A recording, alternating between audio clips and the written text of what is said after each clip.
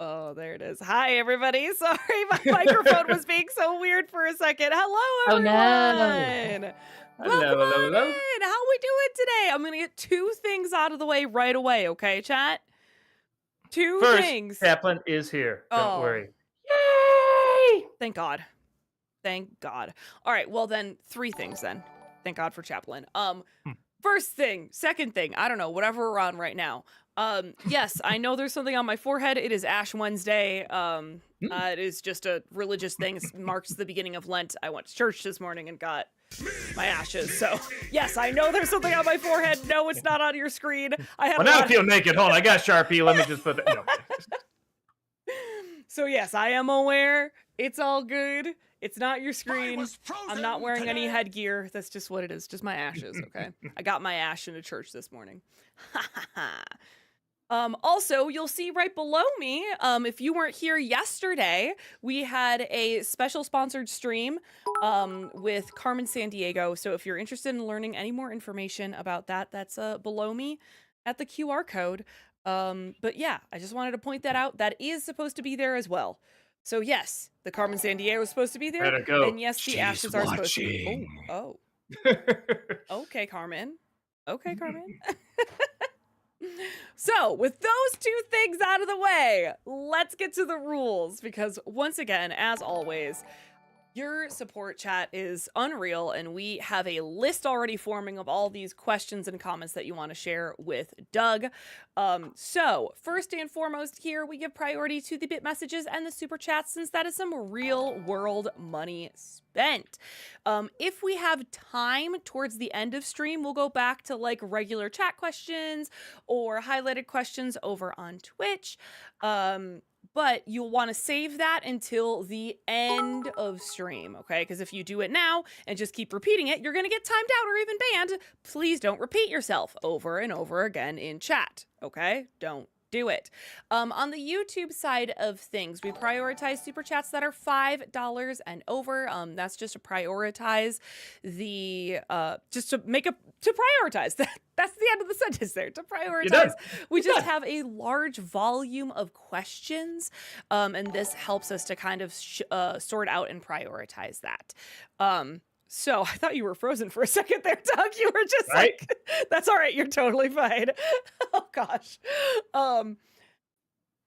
If we have time, we'll go back and read the super chats that are under $5, but we do prioritize the super chats $5 and over first. You do not have to send a super chat a second time, even if it unpins from the top of chat. It is very rare that we actually miss it. It's most likely that you just need to have some patience. Sometimes we can get up to an hour behind. So have some patience. We will get to it. It is very, very rare that we actually miss a question. You just need to hang tight and hang in there, okay? Watch the length of your questions or comments. The longer it is, the faster I have to read it, the more likely it is that we are going to miss something. We do not have time to repeat it. Short and to the point is better. That also applies to part messages. If you absolutely must break up your message into multiple parts, keep it to 3 max. Once again, we just kind of lose the point if all of a sudden we're on part 7 of 15 and whatnot, and we don't have time to figure out what you're talking about anymore. So, 3 absolute maximum. No spoilers, please, okay? Daredevil Born Again just came out yesterday. Give people a hot second. Some of us, it's me, I'm some of us, haven't gotten to the second episode yet, okay? So no spoilers on movies, TV shows, any of that good stuff that's out. Please, please, please. I think we're good. I think we're, yeah. We're good. All right, no swearing, Doug. That's right. There you go. Just for you. All right, great. Let's jump into it then. Majestic Demon, thank you for the 500 bits. Hello, Gan, Doug, and Heathermere. How art thou? Good. Thank you. Ring. I don't know. Ring. That's the best improv I can come up with. I've been editing all day. Alexander, thank you for the 500 bits. In honor of Gene Hackman's passing, what are your top 3 favorite performances of his? Oh, jeez. I really liked him in Unforgiven. I thought it was a very complex, interesting role. I remember him being really good in French Connection. I don't want to go with Lex Luthor. I mean, it's a good role. He does a good job, but I'm like, man, I know there's like a what's a real good one? Tenenbaums is good, but it's like, yeah, I don't know what the other major one would be. Yeah, I don't know. Lex Luthor. I was just say Lex Luthor Do because it. I can't think of a third one. Yeah, you know you want to. Mhm. Dragon's Toy, thank you so much for that 59-month Young Frankenstein, the blind man in Young Frankenstein. I love him Oh, in that. Sorry, I just can't believe I forgot about that. that's good. Um, Dragon's Toy, thank you for that 59-month subscription over on Twitch. Thank Welcome you. back. Appreciate that. Hello, lovely people. I hope you are doing well. Any thoughts on Robert Eggers' werewolf movie coming out later this year after Nosferatu? I cannot wait. It's interesting that's right after another Wolfman remake. I will admit, I haven't seen Nosferatu yet. I gotta check it out. I've mostly heard it looks amazing, but it's kind of empty. So I'm really so I didn't rush out to see it, but I am still curious. I like his stuff. Um, Wolfman, I feel like would be pretty interesting because, like, I feel like he can do. I mean, he does do movies that are kind of like people slowly, becoming something else, whether they're going crazy or like even feel like they're turning into some other entity or something. So I feel like he would knock that out of the park, but gotta wait and see. Treg, thank you for the 500 bits. Hi, Doug and Heather. Have either of you seen Texas Chainsaw Massacre 2? The first one may be a classic, but I love that the second one is such a ridiculous self-parody of itself. I surprisingly enjoy watching that one over the original. Sometimes I hear that. I hear it's kind of like the Gremlins 2 of the series. No, I only saw the first one. I mean, I guess it was a long time ago now. I mean, maybe like 7, 8 years ago, something like that. I didn't grow up with it. I loved it. I absolutely loved it. But yeah, I never checked out the sequel, so I probably should. Alexander, thank you for the 500 bits. Have you seen the recent comedy film One of Them Days? I watched it last night and thought it was hilarious. Let me see. One of them days. No. Oh, this is in theaters right now. That's right. I was like, why does that sound familiar? I'm like, okay, I think I saw it on Rotten Tomatoes. No, but I'll probably stream it. It doesn't look like a movie that demands to be seen on the big screen. Nerdy, thank you for the 500 bits. NC review on Dark City. I thought about it. It's another one of those where I don't know if I can say that much. The only thing I think I can say about it that a lot of people don't bring up is that I actually don't like the editing that much in the movie. But everything else I really enjoy. But yeah, I don't know if I can bring too much else, but we'll see. I do reference it quite a bit in a couple of reviews. Alexander, thank you for the 500 bits. Have you watched Clint Eastwood's latest film titled Juror Number 2? And if so, what do you think? I really liked it. It is one of those movies, and this is why I always love about Eastwood movies. I guess I can't say the word because YouTube, but he makes what I call, S word movies. Because every time you get to the end, you just say, S word. And I like those movies. And he does them very well. There's still substance to them and there's meaning to them. And that one I'm watching, I'm like, this is really good, but I know everything's going to ride on the ending. And I really like the ending. I like where they stop and leave it off. So yeah, I greatly enjoyed it. Kevin Lane, thank you for the $10 super chat. Doug, Heather, Rob, Malcolm, Rachel, Tamra, Walter, James, and Barney. 9 companions, so be it. You shall be. The Fellowship of Nostalgia. Nice. You forgot Ayana. she'll be whatever, Arwen or something. JL, thank you for the 500 bits. And across the Spider-Verse, what's your favorite scene and how do you think the franchise will conclude?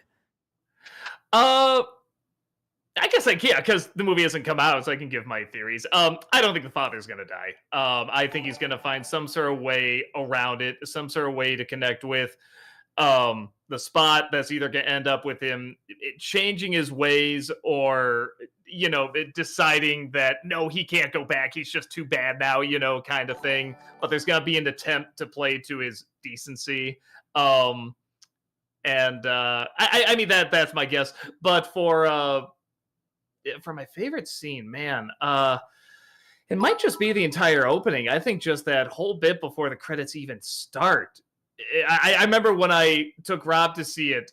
I mean, just as soon as the first credit, Sony presented and stuff like that, I looked at him, I'm like, that's before the opening credits. And he was just already like, oh, like, what did I just see kind of thing. And yeah, I think just going through all that was like, whatever the rest of the movie has, that was unbelievable. And of course, it just got cooler and cooler after that.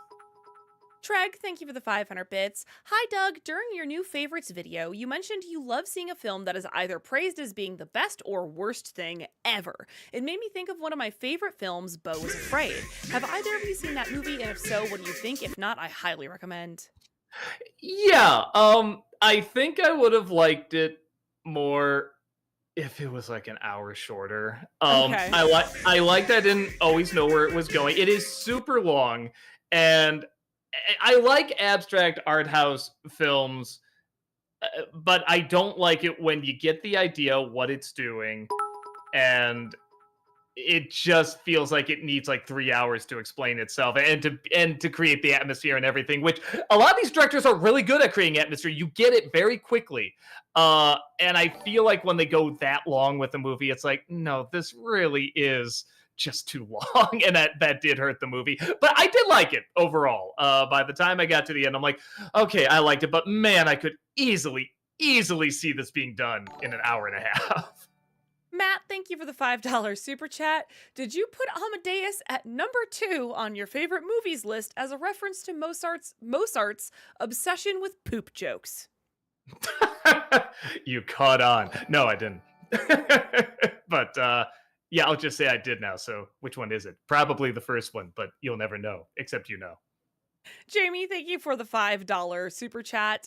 What are your thoughts on YouTube taking away mid-roll ads on YouTube starting May 12th? Any videos that you uploaded in the past will be affected. Oh, I missed that one. I guess it's a shame. I Yeah. mean, we obviously, put a bit, but boy, that sounds odd. That's a weird choice. Yeah, we might need to I, do some more research into that. yeah, I was gonna say, like, I feel like I'll have heard about that. I meant maybe it just happened. I missed it. Yeah, I miss things sometimes, so we will look more into it. Headshot, thank you for the $5 super chat. Have you guys ever read The Legend Trilogy by Marie Lu? And do you think it would make for a good movie adaptation? I never even heard of it. Yeah, I'm sorry. Treg, thank you for the 500 bits. Doug, I know you're not a fan of slashers, but I was wondering, what do you think of Hitchcock's Psycho? It is one of those films that is a little embarrassing to admit is one of my favorites since it's often talked about so much. Oh yeah, I think my wife goes back and forth, but often that's her favorite movie. She really likes that one. No, I like slashers when they do something different. When they rely on the same old tricks, they just change like one tiny little thing, like what the killer looks like, or the way he or she kills, or something like that. Like that's not entertaining to me, but I get why it's entertaining to others. That they like the formula, they like the tropes. I get that. But no, Psycho definitely does a lot of stuff very different, and I think is a great deal of fun. Will, thank you for the $5 super chat. Hello, also another tragedy last week. With that said, Doug, what are your 3 favorite Gene Hackman performances? Well, what I say again, it was French Connection, Young Frankenstein, and Unforgiven. Trip, thank you for the $5 super chat. Hi, Doug Funny. Where's Patty Mayonnaise? Hey, Doug Funny. On the way to school? Hey, Doug Walker. Let go of the past and embrace Doug as art. Never! I will never be art! I will be fart! That's like an art with an F in front of it, and as we heard, F words are not allowed on YouTube, so I'm being edgy. Fantastic. Wow, dang. Frank, thank you for the $20 super chat. Really appreciate Thank that. you. Thank you. It's been a week since Michelle Trachtenberg passed on, and I'm still in shock over it. Do either of you have a favorite performance of hers? I'm not talking about the movie itself, just the performance. I haven't seen much of her stuff. Somehow I missed a lot of her stuff growing up. Like when people brought up, it's like, oh yeah, I know what Harriet the Spy is. I think I've heard of Ice Princess. Obviously, I know what Buffy is and stuff like that, but I haven't seen them. I will say this: a lot of people asked if I could do Ice Princess for Disney December, and I think I will because I usually see it recommended. I think perfect time to do it. So yeah, a lot of people say she's good in it. So I guess I'll get back to you on that. I have a soft spot in like my nostalgia for her and Buffy, you know? Mm. So that's what I think of. Treg, thank you for the 500 bits. I was wondering, what are your thoughts on The Bad Batch? It's a film that I think I went in with the wrong mindset. I thought it was going to be a ridiculous, campy thrill ride and not the film that we got. I really like it, and I had a feeling from the trailer I was really gonna like it. I'm like, man, this looks like my movie. And I think the thing that threw me off at first, I didn't know what to think of, was the ending. I thought it almost seemed too simple. But then the more I kind of thought about it, the more I liked it. And the more I did think it was pretty unique, especially for just everything that they're trying to like teach this kid and that this world has become and everything. So yeah, I really do like it. I do feel like it's a shame it's not talked about that much. But like the people that it's not a film that's brought up much, but when it's mentioned, people are like, "Oh yeah!" Like it's not like, "Oh yeah, what happened in that film? Where was that?" Like they remember it. It just needs to be like it's like an old memory. It needs to be discovered again. And I really really enjoyed it. Matt, thank you for the $5 super chat. You're at a new bar for the first time, and a sign on the door says, booze in the front, poker games in the back. Where do you go first? Uh, well, logically, well, no, because I've been to casinos and stuff like that. I usually go to the poker games first, even though logically it makes more sense to probably get booze first because you don't know how, you don't want to interrupt the game to go get a drink and stuff like. No, but that's not true. If you just sit something out, you don't get a drink. Yeah, I think poker first. Ultimate Frozen fan, thank you for the $5 super chat. Doug, you ever seen the Sonic Shorts animation on Sonic Paradox, YouTube? They're hilarious. Originally, there were 8, but now they finally released more. Sonic Paradox, is that what it's called? Sonic Shorts animations on Sonic Paradox YouTube. Yeah. Paradox. No, but I will type it in and I will check it out at some point. Will, thank you for the $5 super chat. Heather, with this year's theme month, who are your top 4 favorite Lord of the Rings trilogy characters? Oh, Ooh. man. Okay, this is going to shock nobody, but I'm a Legolas girly. Mm. So we'll go with Legolas, Gandalf. Hi, listen, chat, I love Sam. I know you're supposed to love Frodo, but Samwise like what a guy, you know what I mean? And that's Rob's favorite character. Yeah. In the book, he says Sam. He still stands by Sam, in his opinion, as the main character of the Yeah. stories. Yeah. Oh gosh, I need a 4th now. I don't know. A shocker, I know, right? Legolas being my first is nobody's. Just say one of the women so you don't look sexist. There's only 2 to choose from. Right. Yeah, I'm just gonna give you my 3. I am gonna stay sexist, okay? No, I'm just kidding. I know. Yeah, with you.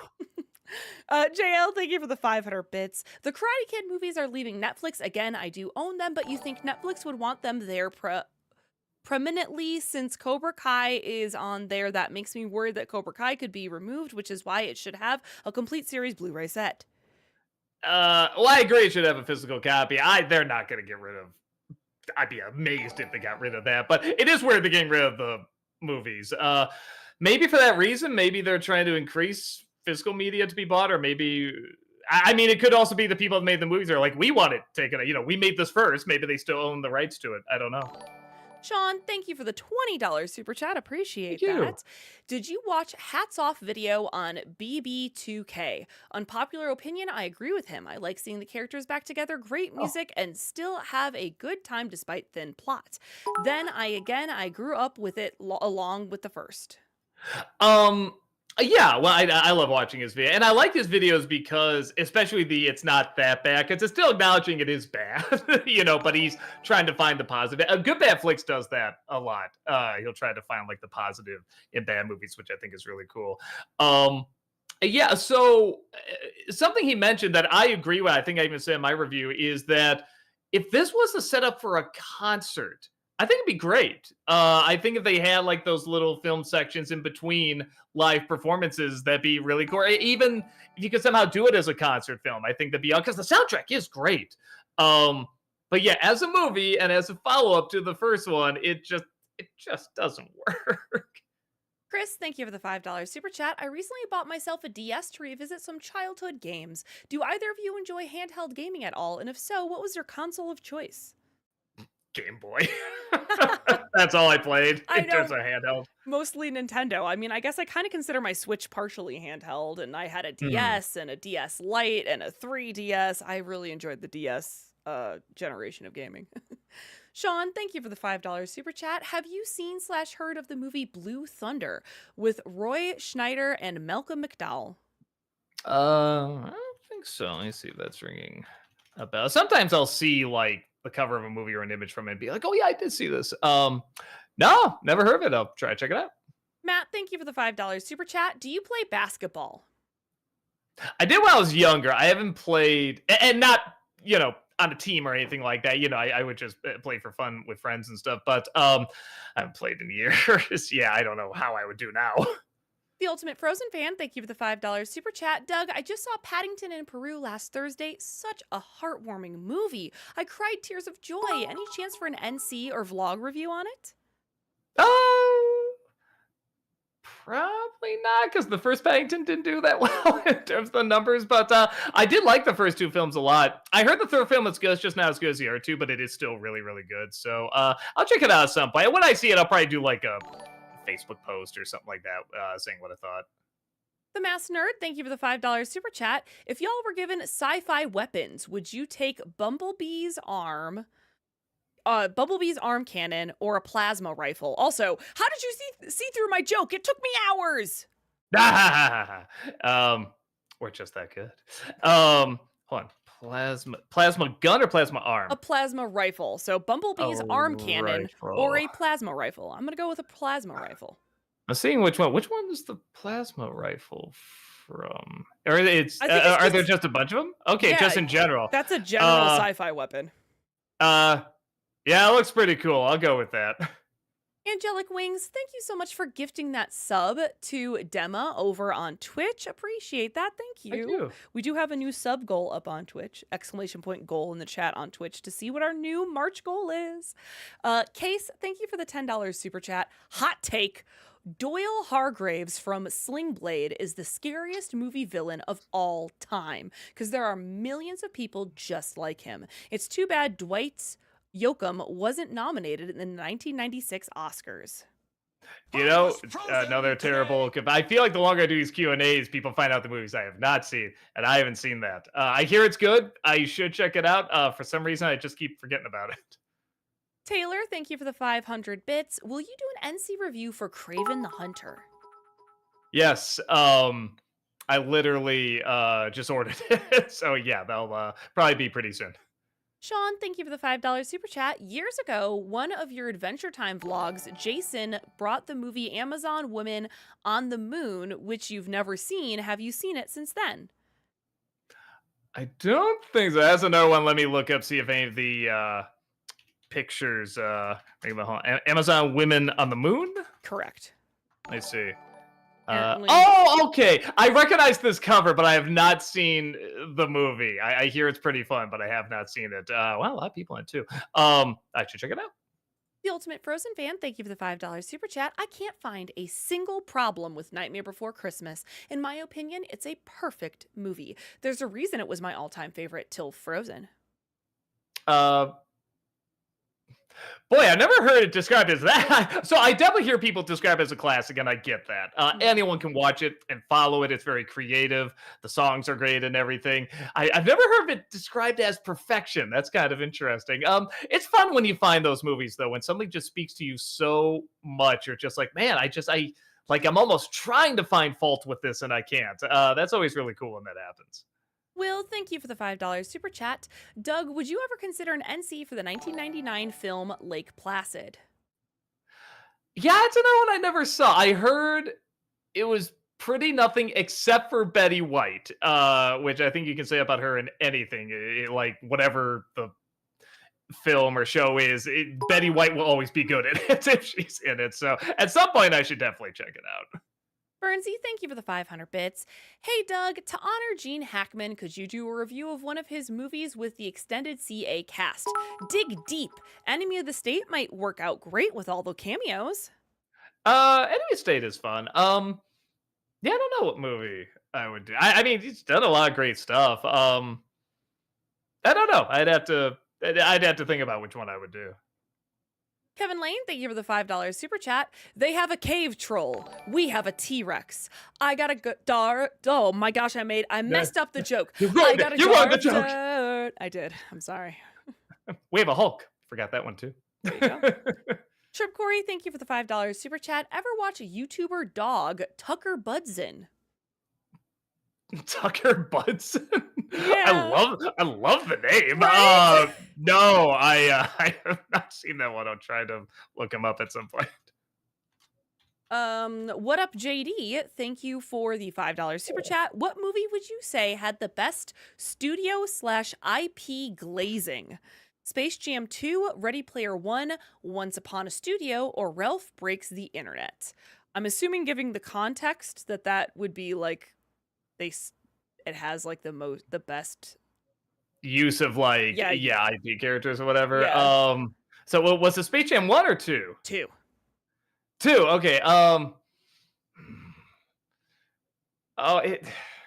since you have Once Upon a Studio in there, I probably have to do that. It's just so pure in what it is. Space Jam 2, I just like because it's so open about being a sellout, and I think that's funny. But yeah, just I gotta go with Once Upon a Studio. That probably makes the most sense. Ice Luigi, thank you for the $7 super chat. Question for both of you. What was the hardest NC scene to film where you struggled to contain your laugh? Uh,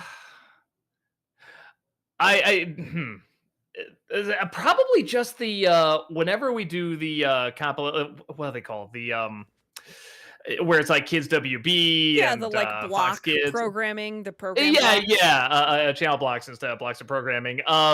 Somehow when we all get together, and half the time we're wearing our pajamas, and we actually did eat like we have it opens with us eating like sugary stuff, and then we just get like kind of like giddy teens when that happens, and we just really laugh a lot. That's always where I remember laughing the most. But in terms of like remembering someone who just could not get through a scene because he was laughing so much, that'd be Rob laughing at Heather's Dr. Poison makeup. Because a lot of time, because there's a clipless review, so just the more animated, crazy it can look, the funnier. So I usually have people get really, really close, and I'm just imagining what he's seeing just with you in that weird makeup, just going right to his face. Yeah, take some of these. And he just lost it every single time. If you look at the bloopers, I think we even do a count of how many times he loses it. Yeah, it was wild. Isaac, thank you for the $5 super chat. Are you going to make a Transformers 1 NC review? I talk about doing a video where I just combine all the Transformer movies, but I still had to see, I think 2. I gotta see Last Night, and I gotta see Beast Wars. I think those are the 2. Yeah. So once I see those, I'll kind of combine them all into one video, because I don't know how much I can really talk like in a whole video about one movie. They're kind of pretty easy to talk about. The Ultimate Frozen Fan, thank you for the $5 super chat. Unpopular opinions, I hated Spider-Verse and the Mario movie. I feel alone on that because everyone and their mama loved them and ignored all the problems. Well, I mean, lots of critics didn't like the Mario movies, so you're definitely not alone on that.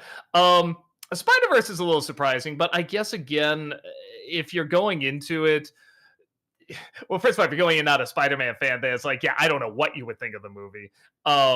I can definitely see people being like, hey, I want to focus on just one story. Why are we having all these different characters from stuff I haven't seen come in and just assume they're developed from their other, franchises kind of thing?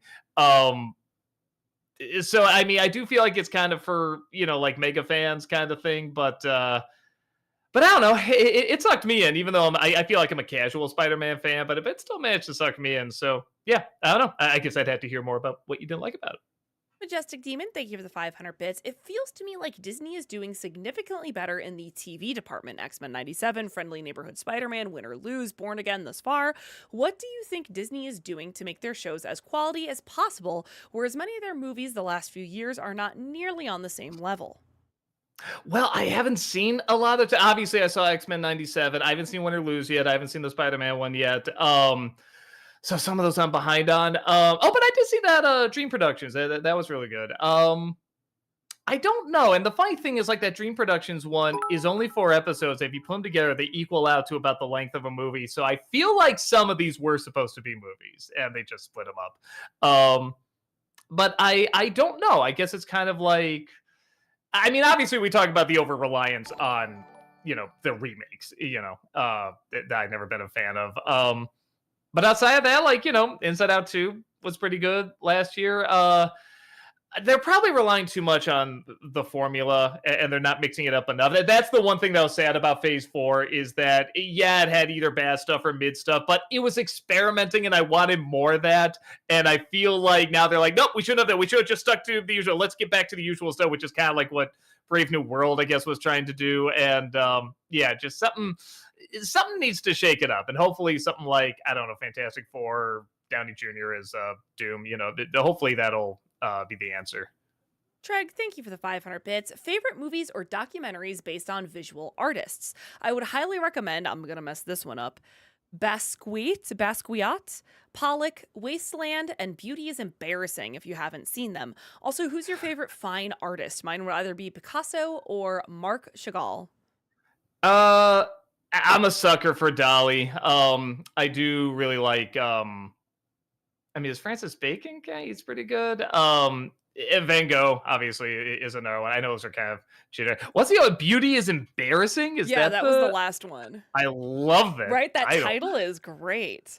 What is that? Oh, I gotta see this. Oh, yes, I have seen this. Oh, It's funny when you said that. I'm like, I wonder if this is the artist I'm thinking of, and it was the guy that worked on like Pee Wee's Playhouse and stuff. He's very, very cool.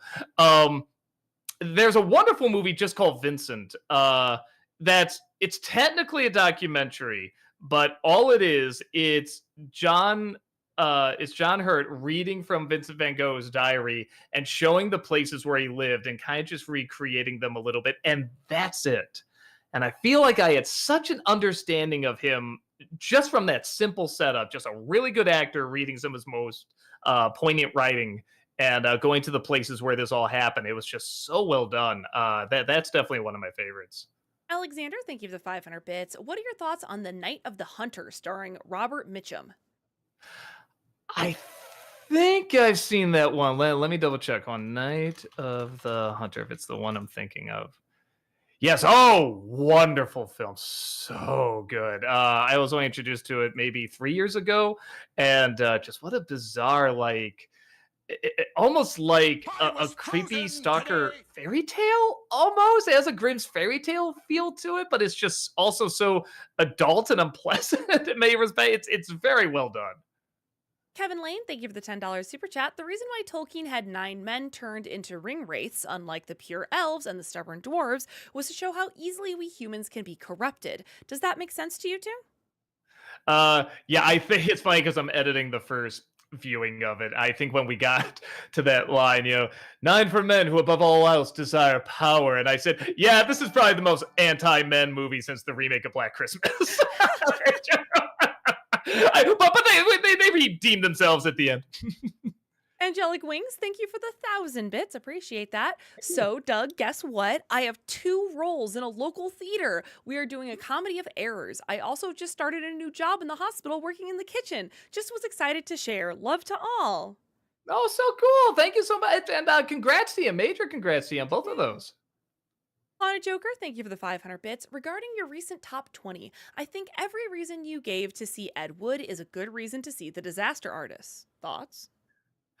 It clearly took a lot of inspiration from Ed Wood. It's one of those where I do acknowledge I have rose-colored glasses because I know the people, who who it's based on and stuff like that. So it's hard for me not to love it. I'm pretty good at separating those two, but that is one where I'm just like, I'm just gonna really, really like this because I love Ed Wood. I know the story. I read the book and everything. And even though they changed stuff up, I just really like that style, and I thought they handled it really well. So I do think Ed Wood is better, definitely, and part of it is because it did it before. But yeah, they're very similar film, but then it's not a direct copy. It is kind of doing its own thing. It has a slightly different message. Will, thank you for the $5 super chat. Assuming you've made your Disney December list this year, would you possibly have room for Chicago, a Miramax production? I think that's on the list. I don't know if it's this. It's probably this year. It's one of those where I made the list. I'm still kind of adding and taking away from it and everything, but yeah, I think I went through the whole list of Miramax films just in general and said, okay, at some point, do this one and that one instead. Chicago has to be on there. Adam, thank you for the $5 super chat. The only thing worse than a bat credit card is a bat debit card. Well, is it debit or credit? Either way. Maze, thank you for the $5 super chat. Happy Ash Wednesday, Heather. Hope both of you guys are doing great. I went and saw the monkey again last weekend and sorry. I went and saw the monkey again last weekend and he really liked it. I still had fun. Cool. Yeah, I had a blast with it. I thought it was a lot of fun. Rapid Kirby, thank you for the $5 super chat. Did you hear that George Lowell of Space Ghost Coast to Coast fame passed away, with many of the Yeah. wildly quotable lines that especially hit me hard? Yeah, no, that's one of those.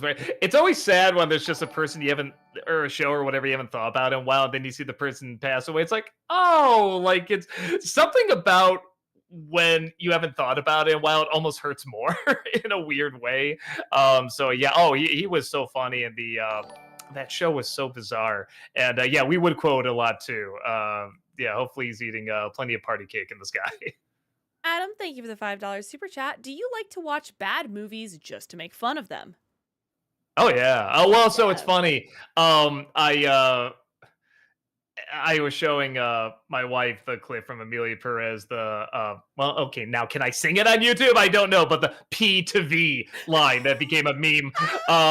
And she hates music. Even the best musical, she can't say. She can't get into the mindset. Why are people singing like she's one of those people? But she laughed really hard and she said, "Is the whole movie like that?" I'm like, yeah, but it's not so bad. It's funny. Like sometimes it is, but most of it's a bore. So there is definitely an art to doing a film that's just so terrible it's enjoyable. And yeah, sometimes we do put on movies for that specific reason. I mean, Christmas rom coms are designed for that, and they know it, and they have a ball with it. Kirok, thank you for the 49. Hello, Heather. 49-month subscription over on Twitch. Welcome back. Appreciate that. I Hey, do. Doug. Hey, Heather. Doug, have you ever seen a Gene Hackman film called Extreme Measures? Also starring Hugh Grant. If you did you like it? Boy, it sounds really familiar. Extreme measures. It's one of those. I don't. Man, I know that. It's like I can see the advertisements for it, like in the '90s. And I guess I haven't because yeah, no, this isn't ringing a bell in terms of like what the plot's about or anything like that. I guess I should check it out though because I remember hearing about it a lot back then. Future movie actor, thank you for the $5 super chat. Doug, here's something you forgot to discuss with Mask of the Phantasm a few years ago, by the way. And it's a song, and I don't think I know it. I never even told you I thought you knew. Haha. Oh, just the song in general. Did I not bring that up in the? Oh, maybe I didn't. I mean, I don't usually talk about the end credit songs, but yeah, I think that Terry. Is it Terry? No, I was gonna say Terry Garr, but that's not her. The one from Wayne's World and everything. I can't. Wait, is it Terry Garr? Oh, now I'm gonna get it wrong. But I'm gonna look it up just so this person gets credit. But yeah, I will try to do better the next time I review it when I get nostalgic for it. Mustard Man, thank you for the 500 bits. Tia Carrere. I was way off. You got there, though. Sorry. When reading Calvin and Hobbes, whose voice do you picture coming from Hobbes? I always pictured Rob Lowe, who can still convey gullible maturity at age 60. I think because he looks a little bit like Yakko, I do think of like Rob Paulson. Um, whether it's him doing a voice or just doing his natural voice. He has that great kind of very charming, witty, snarkness to him. So yeah, that's always kind of what I thought. Kevin Lane, thank you for the $5 super chat. What do you think about the haunted house set in Arkham Knight? Did you find it to be too cliche for a good horror movie? Uh, the haunted. Like a couple places kind of look like a haunted house. I'm trying to think specifically which one was the haunted house. Do you remember, Heather? I am thinking of the Riddler, but I don't know if that's right. I was gonna say there's so many like the theater. It kind of looks like a haunted house too. Like there's so many. Maybe that's the set we're in now. I don't know. I mean, it all looks great. I can't see myself saying, yeah, it was underwhelming. I'm sure it looks awesome, but yeah, I mean, I guess that's the biggest compliment is when you go, which one? Everything looks like a haunted house. Oh yeah, it's where you just were, where you saved the Lady Joker. It's a Gotcha. specific area in that studio. Yeah, no, that that's fun, but I'm surprised it's a haunted house. Everything else looks like a haunted house. That was kind of the last one I thought. I always thought that was kind of like a theater kind of thing where they Yeah, put it's on a movie plays and everything. studio. So it's a movie studio. So it's a set that it Ah, was a haunted house set in the movie studio. gotcha. Okay. Yeah, it's cool. JL, thank you for the 500 bits. Doug, you really should watch Impractical Jokers. Lots of good pranks and good punishments that will make you laugh. Yeah, there's so much YouTube stuff that like the world knows and somehow I don't. And that's one of those where I've at least heard of it. But I haven't checked them out. So yeah, I really should. Animated Miles, thank you for gifting that sub to Mustard Man. Appreciate that. Thank Thank you. you. And then Animated Miles, thank you for gifting another sub over on Twitch to Chibusa. Appreciate that. Thank Thank you. you. Taylor, thank you for the 500 bits. Thoughts on the Spike Jones movie Her? Oh, I love it. I don't know if there's a Spike Jones movie I don't like. He's one of those directors. I think there's really only a handful of directors that I feel like, man, they're doing something new with film that's like exciting and it works and it all comes together. And he does it through both very complicated means and very simple means at the same time. And yeah, I think that's one of those movies that just does it, fantastically.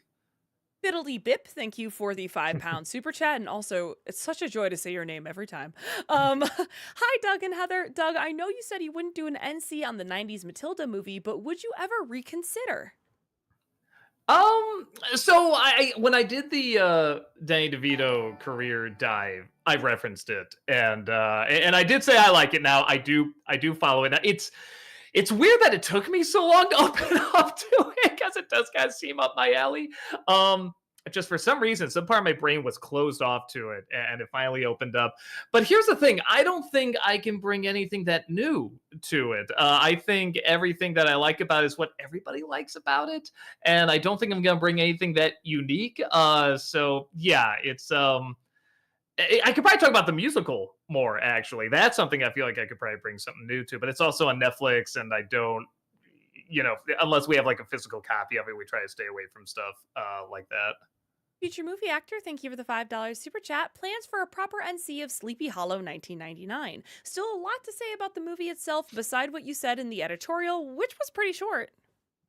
Yeah, we talked about. I think we have it on the list as possibility. That's always one of those because it's weird. You would think like around Halloween and Christmas, like the views would really go up around that time, and they weirdly don't. But like they don't do awful, but they don't do that great. So it's always one of those things where it's like I'm trying to find that one thing that's like, oh, that's gonna like grab someone. That's gonna really, turn some heads and make and look at it, or it has like a nostalgic connection. I don't know if Sleepy Hollow is it, but at the same time, it's like the numbers already aren't that great on it anyway, so maybe I just should and just take my chances on it. So it's fun. It's a fun movie to talk about. I do have it on the list. We'll see when I get to it.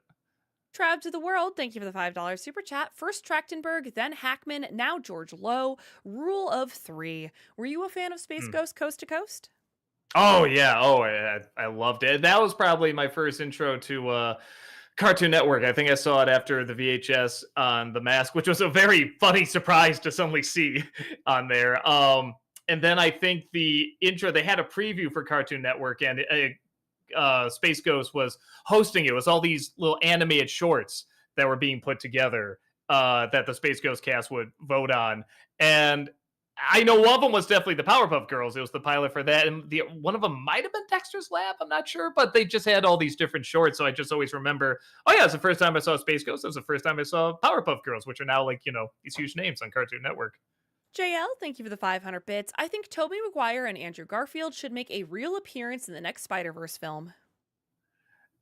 They might, but I mean, we already kind of got it in No Way Home, so I don't know. I feel like it'd just be you'd have to really think of something clever to do with them, and those movies are very clever, so maybe they could. But yeah, I don't know. It's not like a requirement I absolutely need because I'm still pretty satisfied from No Way Home.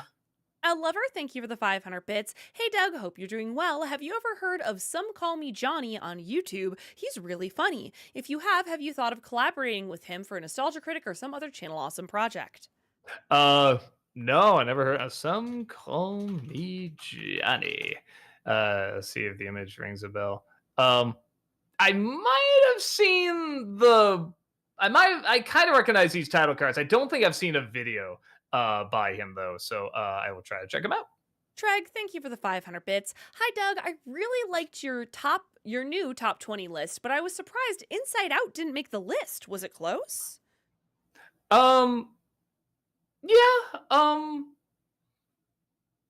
yeah. What would that be? Maybe top 25. I mean, it's always rough when you see a movie and you're just like, oh, that's so good. But you have to pick 20. You know Yeah. what I mean? Even like right down to when I was about to do a video, I was going to talk about Thank You for Smoking was number 20. And I just looked at Kill a Mockingbird. I'm like, I can't do it. I can't kick this out of the top 20. So I switched it. So yeah, it's always changing. Sean, thank you for the $5 super chat. In honor of Gene Hackman's passing, what are your thoughts on Hoosiers and French Connection? Fun fact, my dad once played tennis with him. Oh, that's cool. That's a very fun fact. I mean, French Connection's a classic. So I will say that French Connection, I saw once when I was a teen, and I never saw it again. I probably should watch it again because I remember it being really good, but it's not something I have like a ton of memories. I remember some of the conversation. I remember the big chase. Um, but I don't remember too much else about it. And Hoosiers is sadly another one I have not seen, and I hear it's an excellent movie. I should definitely check it out. Adam, thank you for the $5 super chat. Least favorite MCU character? Mine are Ironheart and Ant-Man's daughter from 3 because of the way they were written. Um, what's Kat Dennings' character? What's the name of that? Darcy? Darcy. I hate Darcy. Although I will say this. It was really just Thor 2 and then WandaVision. Because I remember her being okay in the first Thor. And even though she just had a bit part, she was totally okay in the last Thor as well. Oh, you know what? Again, this is gonna get me in hot water. I really didn't like the villain in Guardians 3. I thought he was so Oh. obnoxious. Just it's not even the idea behind him is cool, but it's just the constant yelling, do you know who I am? I am live. I am like, oh my god. And I know it's ironic me saying that, the guy who shouts all the time, but I'm not trying to be taken seriously, and I think that character wasn't. He was just so obnoxious. I just couldn't anytime he came on screen, I'm just like, oh, stop. Talons, thank you for the $5 super chat. Since you used to live in Washington State for a while, Doug, I'd like to know if you visited Seattle during that time. Any memories of it, if so? No, weird. No, yeah, we were like 10 minutes away from Seattle. We were really, really close. Yeah, a lot of fond memories. We still visit every once in a while and absolutely love it up there.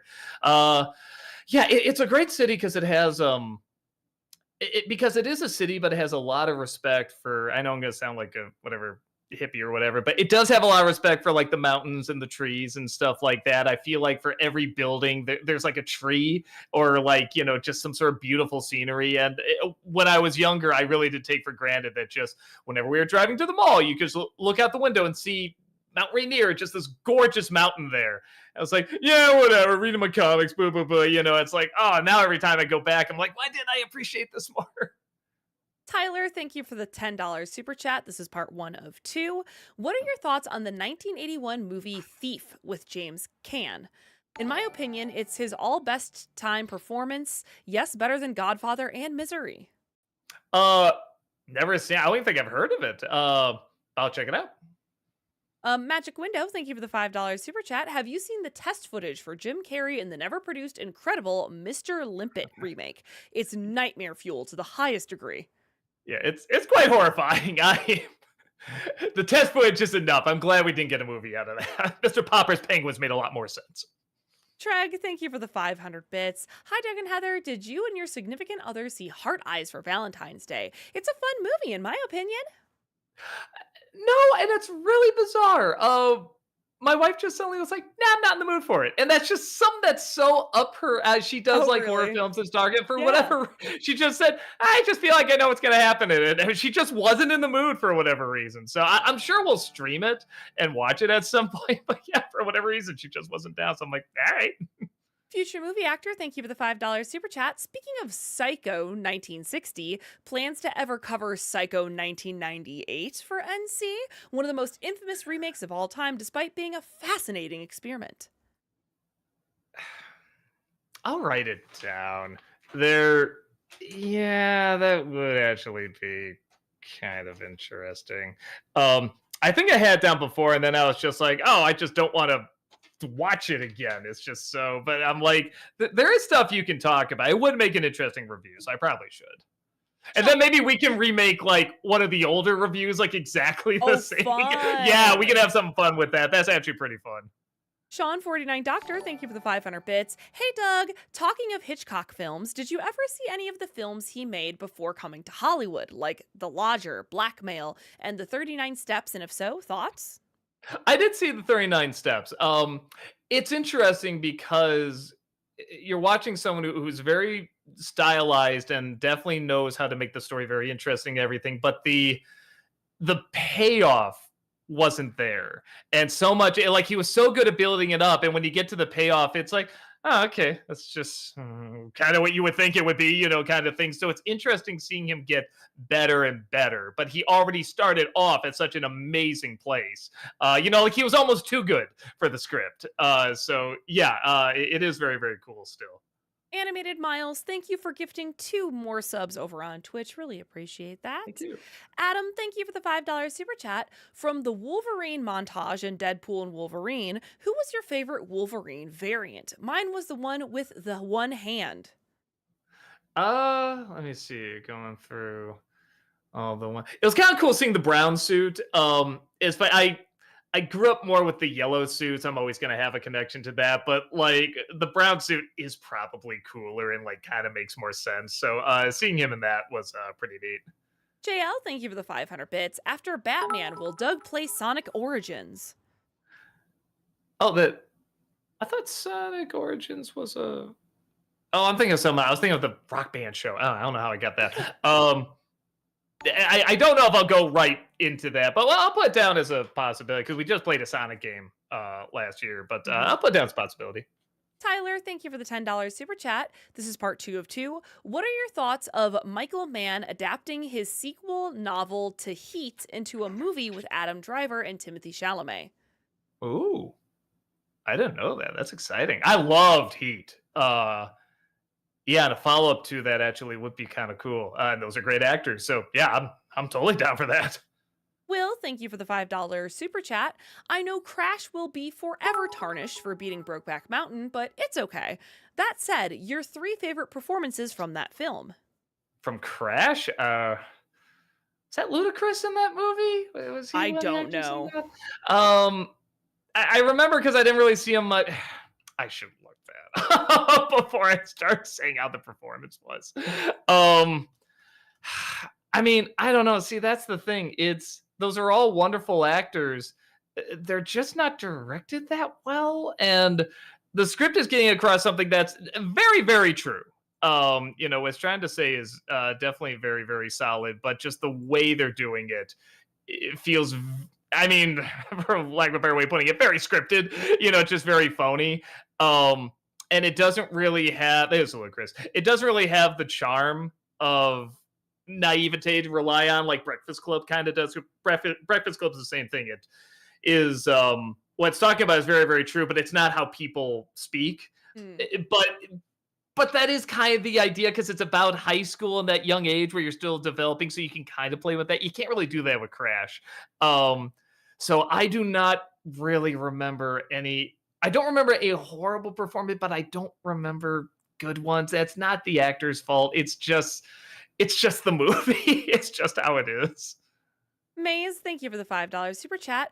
What do you guys thinking of actors playing two roles since I feel like it's become popular starting with Sonic 3 Jim Carrey? Like anything else, there's good ways to do it. There's bad ways to do it. In the Monkey, even though the main actor is good playing two roles, the boy playing the twins when he's younger, I legit was surprised wasn't twins. Like he was Mm, just so convincing because there is a way. A lot of actors fall into a trap where they so want to fool you that it's not the same person that they'll really try to change themselves and maybe go a little too over the top as the other identity or even as both.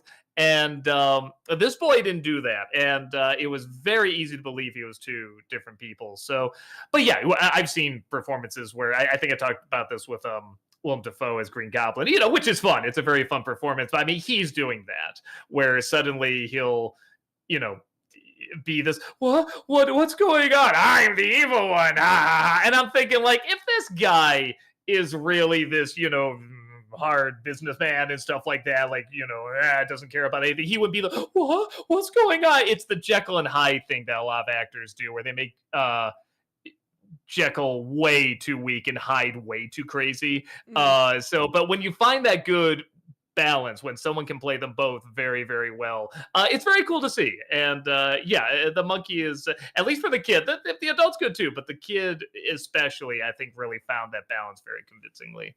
Treg, thank you for the 500 bits. Hi, Doug and Heather. This question is for both of you. Who is your favorite Straw Hat Pirate from One Piece? Mine has to be Robin. Excited to see her in season 2 of the live action series.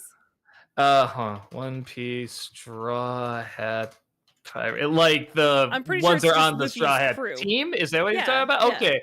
Um, I haven't watched the anime, but on the live action, I love Zoro. yeah. Nah, Zoro's close, but I really do like Luffy a lot. That actor is so good, and man, that performance so easily could have been botched, and he just brought an amazing amount of charm to it. So I'll say him, but Zoro's pretty close. I really did like that character. AOTV Productions, thank you for the $5 super chat. Hey Doug, Jamie Kennedy did a series of YouTube videos on his channel talking about Son of the Mask. Have you seen them? Yeah. There.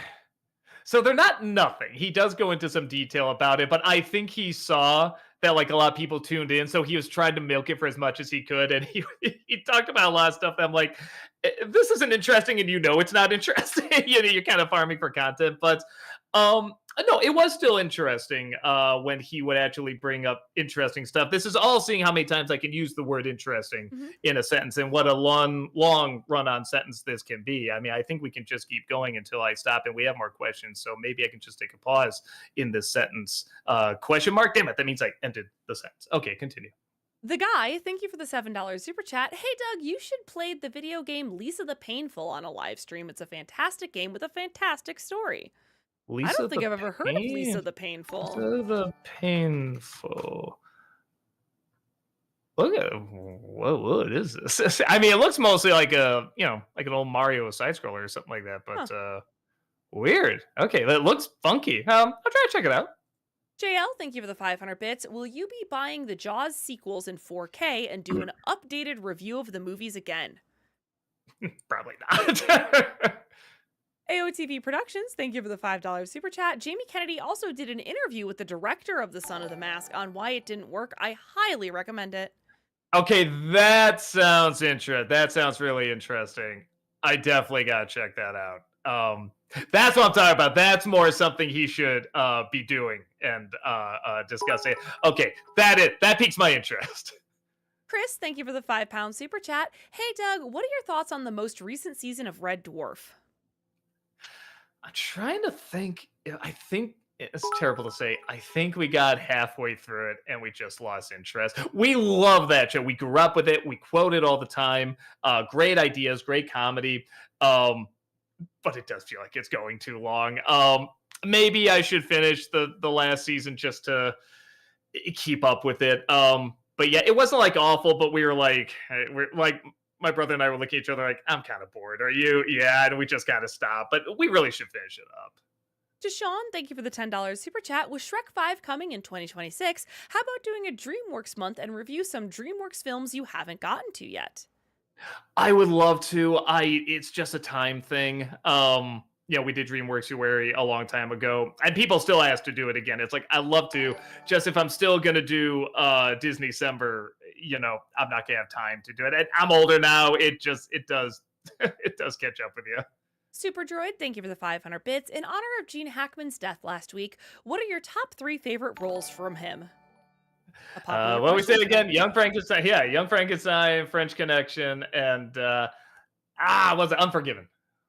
Future movie actor, thank you for the $5 super chat. Thoughts on Madam Web winning Worst Picture over Folia Do, Borderlands, Megapolis, and Reagan.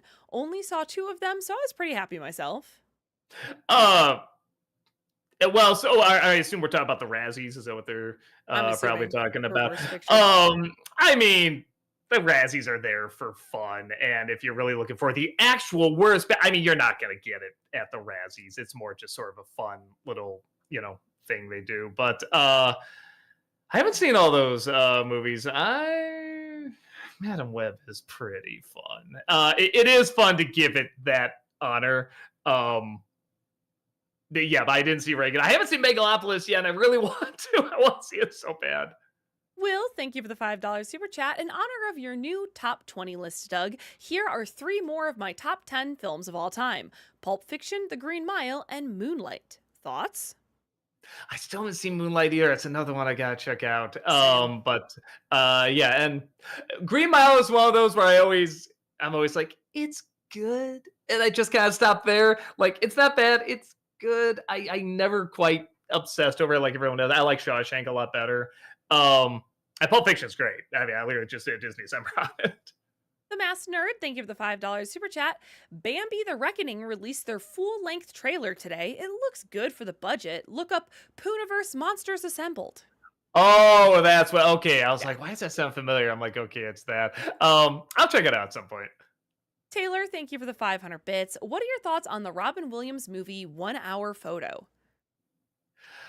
I really liked it until the ending where it just feels like it went nowhere. And they were really building up a good payoff. That keeps your interest. It gives you pretty much what you'd expect, but it gives it well. Williams is good. It's suspenseful. It's like a character study of what's going on inside his head and everything. But yeah, you needed a better payoff there. I felt like. JL, thank you for the 500 bits. Have your opinions changed on The Wizard? Uh, well, so again, that was like one of the earliest reviews I did, and that's when everything pissed me off and stuff like that. It's still a bad movie, but there's a lot of things to very clearly enjoy about it. Yeah, I met that actor, the one who played Timmy, and he was just the coolest guy. He was really, really sweet, and I love telling people this is something nobody puts together. I love it. I love telling people it's a remake of Tommy, the Who musical, and I love when people really stop and think about it. They're like, "Oh yeah, I like it," and I love that. So yeah, it's clearly not a good film, but very, very entertaining.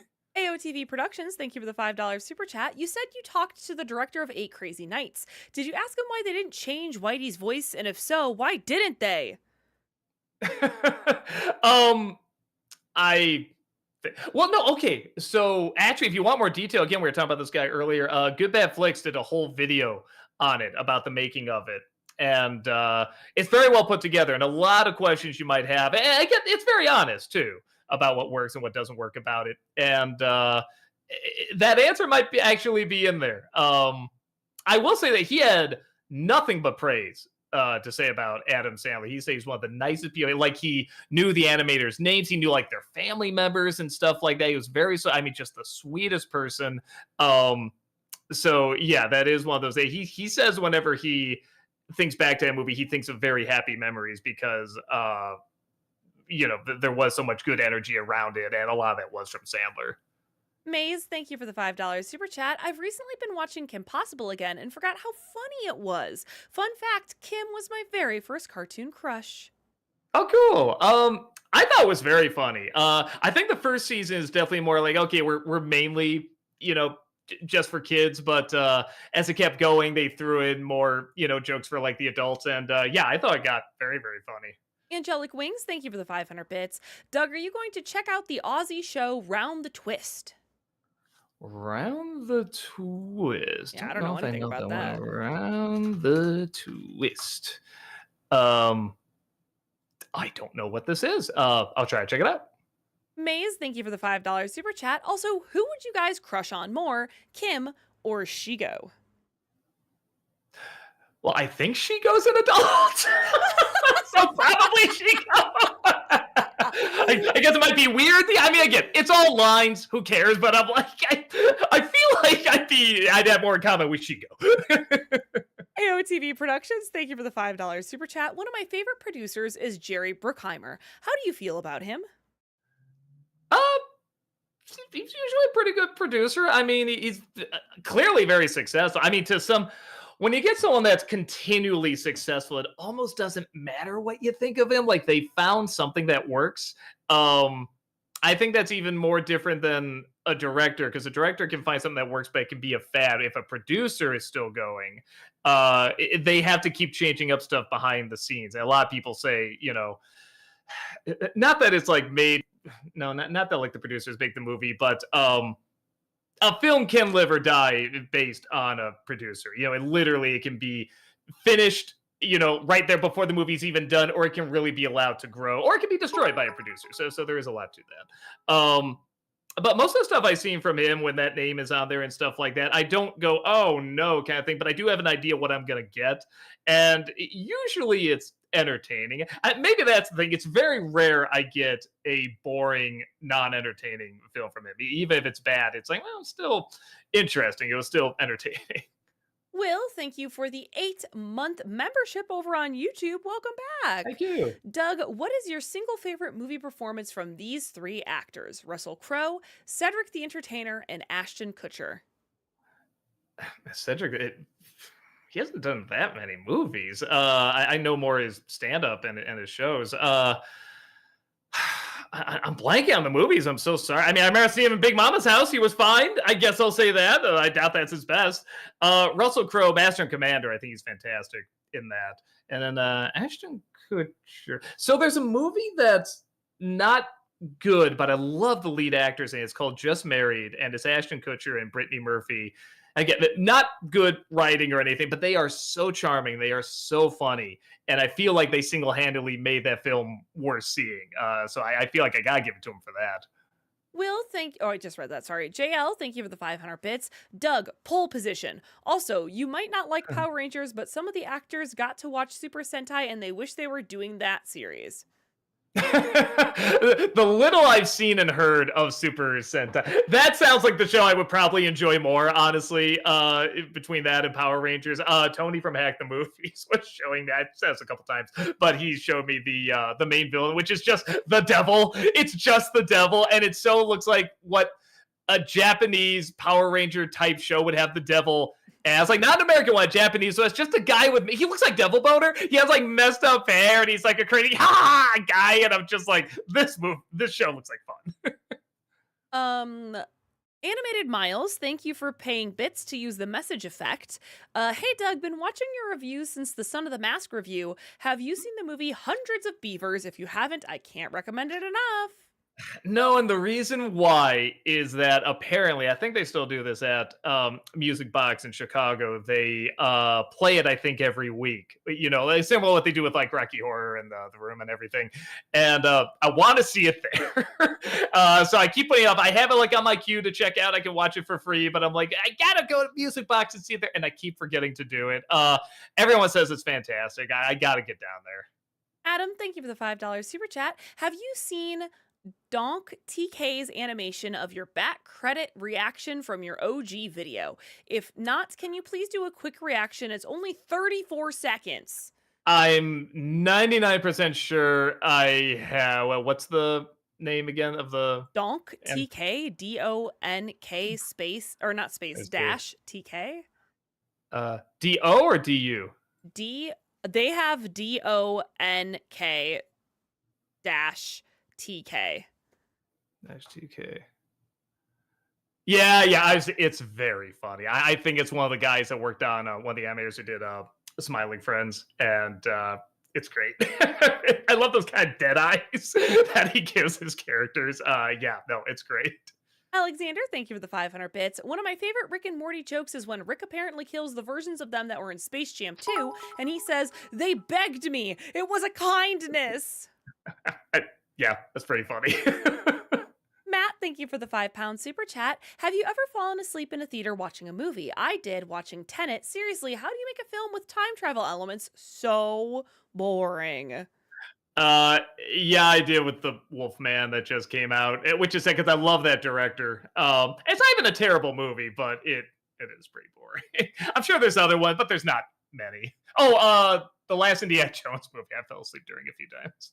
Rob, thank you for the $10 super chat. Hey, Doug, or sorry, Jacob. Why did I say Rob? Oh, because they ask about Rob in this question. That's why. Jacob, thank you for the $10 super chat. Hey, Doug, in your first viewing of the Justice League, did you say the Flash was the best part of the movie just to make Rob mad? P.S. Sparkle, sparkle, sparkle. FPS sparkle sparkle sparkle. No. It was funny that both Brad and I had the exact same reaction. I think we were working off of how bad the other DCEU movies were. So we were just like, okay, well, this one's all right. It's trying to be a little bit more lighthearted, and I laughed a few times, so eh. And I thought I remember getting a laugh or two out of Flash, and then when we watched it again, both Brad and I were looking at each other like, this is bad. This is really bad. It's funny how a movie like that can change. I'm still here. I'm just letting Chaplin out. Will, thank you for the $5 super chat. Rank these sports you were good playing at growing up. Oh, yeah. Rank these sports you were good playing at growing up: soccer, running, basketball, baseball. Basketball is probably the best. Soccer, I was okay. And was the other running and Baseball? Soccer, baseball? running, basketball, baseball. Yeah, probably baseball, and then running. Surprisingly, I was really bad at because I did have asthma, and that would just make it flare up all the time. And yeah, but I was really good at walking. It's literally my name. Maze, thank you for the $5 super chat. This is part one.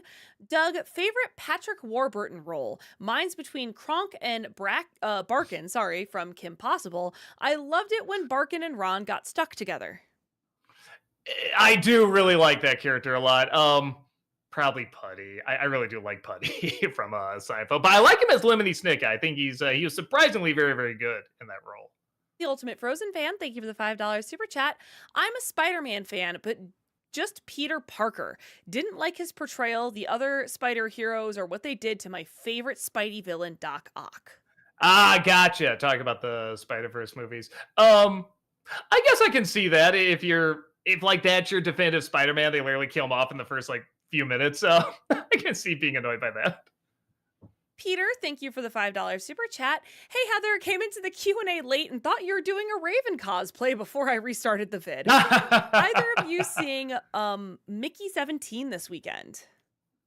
No, I don't think I'm gonna have time. Yeah, I'm definitely not gonna have time. But I hear it's been getting a good buzz. So hopefully it's good. Maze, thank you for the $5 super chat. This is part two. So my favorite Kim Possible episodes were when Shigo turned good, Kim's emotions were played around with, and when Ron was evil. Yeah, those are all good. I remember the more the series went on, the funnier it got. It's funny. I don't remember the jokes, but I remember something about being like, it's like a pirate ship where they go underwater. There's like an underwater layer, and I just remember the jokes. I can't remember if that's the same episode or two separate episodes, but I just remember the jokes were really, really funny in those. Dave, thank you for the $5 super chat. By the way, my Kierkegaard question last week was a Wayne's World reference. Ah, gotcha. Good to know. Jiggle Jess, thank you for the $5 super chat. Hey Doug, me and my best friend are about to watch To Boldly Flee for the first time. Anything we should take away? As always, love you, King. Thank you so much. Yeah, just an awareness that it is very long. I think it's literally. I mean, we make jokes about Lord of the Rings being so long, but I mean, I think it's the length of Return of the King. So just keep that in mind. Miles, thank you for the $10 super chat. Hey Doug, been watching your reviews since the Son of the Mask review. Have you seen the movie Hundreds of Beavers? Oh, it's the Which same is the one, question. yeah. If you have, what are your thoughts? I haven't seen it yet. James, thank you for the $5 super chat. Doug, I sent you some screenshots of your laughing faces on Messenger that I figured you could make a meme out of or just have a laugh at. Today. All right, I'll try to check them out.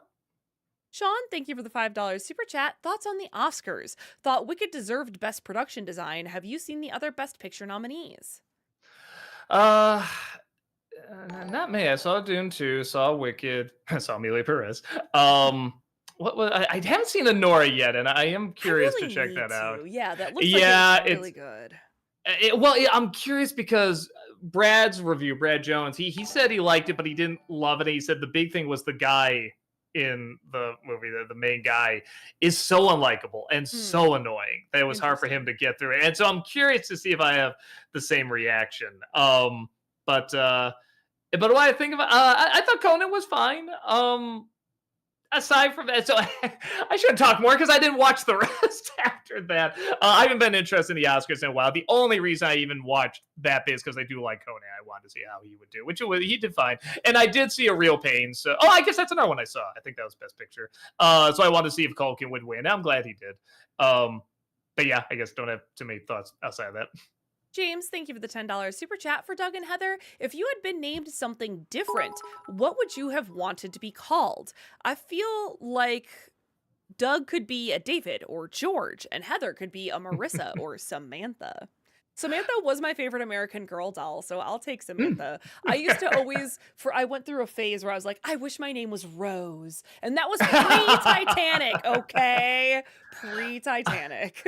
I think I wanted a name, either like Dave or Mike, something a little bit more common. I always like the name Jack, but I know I'm not a Jack. I mean, that's the sad thing. I grew up hating the name Doug for the exact reason that I know I'm a perfect Doug, and I didn't like that. But now I'm fine with it. I'm totally fine. But growing up, I hated that my name was Jack. It wasn't just because of the TV show. Leprechaun Farmer, thank you for the $20 super chat. Appreciate that. Thank Thank you. you. An early draft for Home Alone 2 reveals why Kevin didn't go straight to the cops. On the plane, he originally sat next to a girl who told him about when she got lost and was afraid they'd put her in jail or a foster home. Yeah, I think I was that the Hats Off Entertainment guy? I think he was talking about that in a different version. That was very interesting.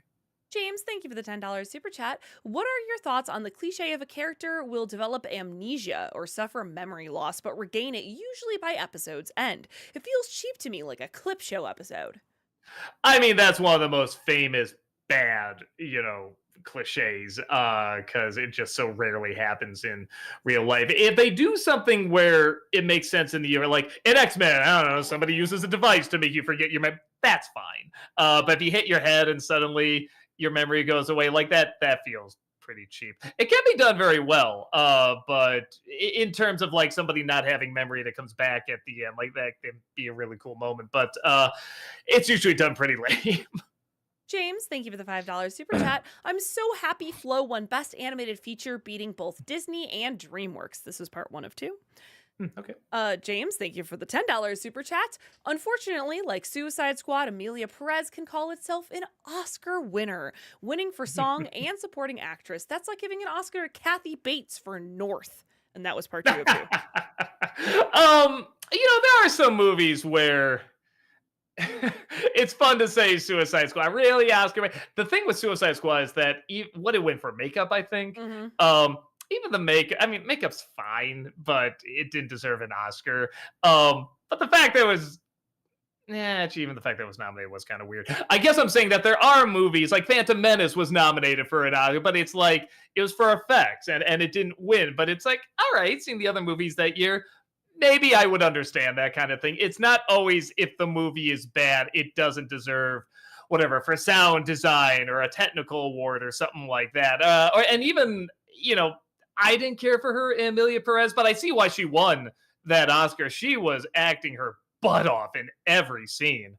I mean, throwing her all into everything.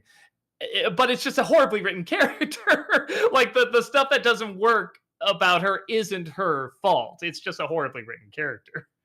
Stacy, thank you for the $5 super chat. In honor of Jean's passing, I would like to ask if you will do an NC on my favorite comedy of all time, The Birdcage. Um, that's another one I don't think I could add that much. I will say this: I have to see the original because I do hear. I mean, a lot of us were introduced to it through the remake, the American remake, but I do hear a lot of people say if you've seen the original, like there's no contest. The original is a lot better than the French one. I should see that because it'd be very interesting to compare the two. JL, thank you for the 500 bits. Have you listened to the Across to the Spider-Verse Spider-Man movie? Say again? Have you listened to the Across to the Spider-Verse Spider-Man movie?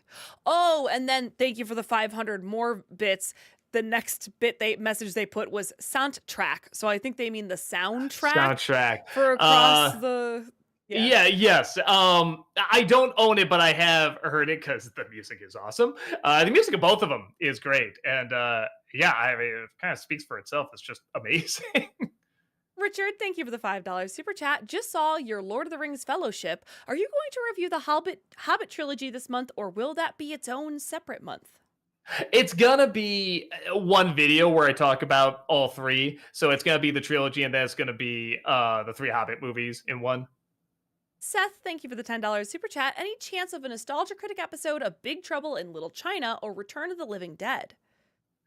I always have Big Trouble in Little China on there. I don't think it'll get the views though. Even though I love it, and there's a ton of funny things to talk about. I just don't know if there's an audience for it. So if I do, it'd be in January, you know what I mean, or February, like one of the dead months. Sean, thank you for the $5 super chat. Any plans on seeing Black Bag with Kate Blanchett or The Alto Knights with Robert De Niro playing two roles? I never even heard of this Black Bag movie until suddenly I saw it like advertised on Rotten Tomatoes. It has all these people in it. I'm like, what is it? I just never even saw it advertised or anything. So yeah, I gotta look up some more info on it. I don't know a ton about the De Niro one either. I did see the trailer. I'm like, all right, it looks fine, but I don't know too much else outside of that. Tyler, thank you for the $5 super chat. In high school, I did my fanscription kind of redo of Last Action Hero with Elijah Wood, Tim Curry in R rating, and Richard Donner as director. Thoughts? Sounds cool. I mean, that's a cool setup. Treg, thank you for the 500 bits. Thoughts on Coen Brothers? Also, what are your thoughts on A Serious Man and Burn After Reading? I think they're very underrated Coen films. I agree. Burn After Reading, when you get to I mean, it's almost like Big Lebowski, like a more spelled out Big Lebowski, like here's what we're doing and here's why it's kind of funny and amounts to nothing. But it is pretty enjoyable. A Serious Man, I think, is very good. I think you're right; it doesn't get enough love. And yeah, I do like the Coen Brothers. I'd be lying if I said I haven't really seen any of their more recent stuff. Well, I mean, I think they're doing their own thing now. I think they're. It sounds weird to say separated, but you know what I mean, working on their own separate projects. But yeah, I mean, they've had, flukes like anyone has or stuff that hasn't worked, but overwhelmingly, the majority has, and it's really great stuff. Invader Zim, thank you for the 500 bits. What is process of you ordering videos for your reviews and getting the footage? Meaning, where do you rent them from? Do you use DVDs or streaming, and how do you get the footage? Oh, we just buy them. We buy a physical copy, and then we buy them and they're for review, so I think it's okay. Should we say how we? I'm gonna play it safe and not say for now how I burn them. I think it's okay to do, but just in case, yeah, I'm not going to. I'll ask the higher ups and see if it makes sense, to say how I do it, what I use. But at the same time, I'm sure if you really look, you can find something that can get the footage. Yeah. But the big thing is that we do always have a physical. We purchase copy. them. We always have a purchased physical copy. So that's the reason why we're more hesitant about doing something that like is only streaming, because it's like, well, then we really are taking the footage from something you cannot purchase, and like we can still make an argument for it and everything, but it's a little more gray, it's a little bit more shaky, so we tend to play it more safe with that. Existential Crisis, thank you for the $5 super chat. Have you heard anything about Gotham? Penguin was ADD in Accepted, Riddler was Chevy Chase in SNL 1975, and Cameron Monaghan plays three Jokers. Three Jokers. Ooh, didn't know that. I hear it's good up to a point where something happens and people go boo at it. But I guess that's a lot of shows, honestly. I've been a little curious about it. I haven't had a chance to check it out, but at some point I probably should. I'm the more I've seen of that. What's it? Monahan? What's it? The guy I who played the don't Joker? actually know how to say his last name. Cameron Monaghan. Monahan.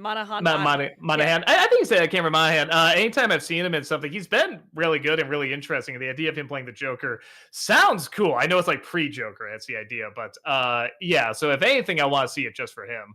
Brady Wells, thank you for the $5 super chat. Have you heard that Casey Anthony started a TikTok account and now has about 40,000 followers? What are your thoughts? I'm gonna sound awful again. Who is Casey Anthony? Casey Anthony. It's a true crime story. She went away for the disappearance / murder of her 3-year-old daughter. And has gotten out of prison now and is on TikTok and I don't know who this person is. yeah. I'm so sorry. I mean, I don't if know anything, this I one. think it just mostly speaks to people's fascination with that kind of stuff, with true crime. Like true crime is such a big topic for podcasts and shows and all that stuff. And I think the 40,000 people who are following her probably aren't all supporting her. Although I do know there are people who do not think that, she is responsible for the disappearance and death of her 3-year-old child. But yeah, I'm sure. I don't get into true crime. I used to watch Forensic Files and stuff like that, but at some point I just got really depressed. They're really sad. Like people do die in these. And I'm not saying like, oh, people are sick right now. No, I'm not saying that. But that's one of the reasons I never really got into them, because I do think, oh man, like there's 4 people and everything. So, but I've seen documentaries on like serial killers. It is fascinating, but yeah, it does bring me down. Yeah. Oh, apparently I am wrong. Someone on YouTube is saying that Casey Anthony never went to prison. All right. I just remember the story was like huge, Okay. Oscar. Sorry. Oscar Schindler, thank you for the $10 super chat. Big fan, Doug. I'm putting you on my list.